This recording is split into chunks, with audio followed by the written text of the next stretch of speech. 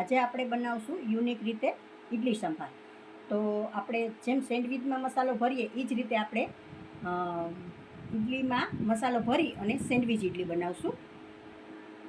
તો એના માટે મેં ઇડલીનું ખીરું બનાવીને તૈયાર રાખેલું છે અને બટેટા બાફવાના છે. તો આપણે બટેટા કુકરમાં લઈ લઈશું.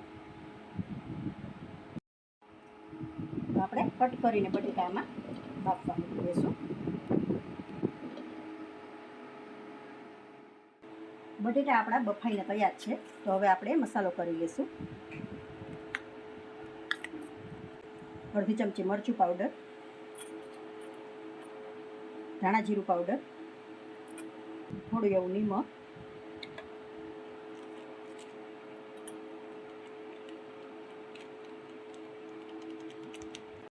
રસ,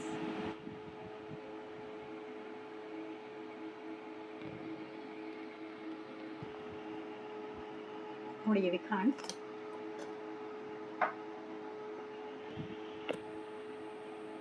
ધાણા એડ કરીને સારી રીતે મિક્સ કરી લઈશું.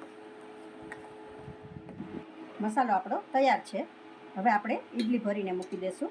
તો એના માટે આપણે વાટકીને તેલથી ગ્રીસ કરી લઈશું. પહેલાં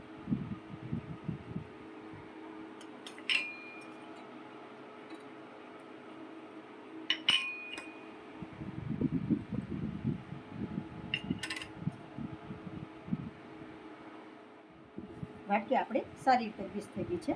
હવે આપણે એમાં ખીરું એડ કરી દઈશું. ભરી લઈશું બધી વાટકી.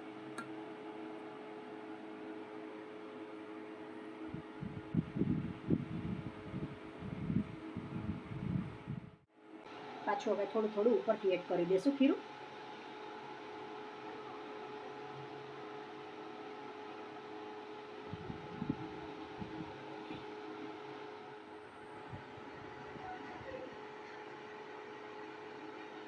ઇડલી આપણી બનીને તૈયાર છે.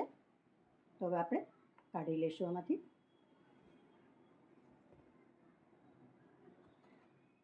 ઇડલી આપણે પ્લેટમાં લઈ લીધી છે.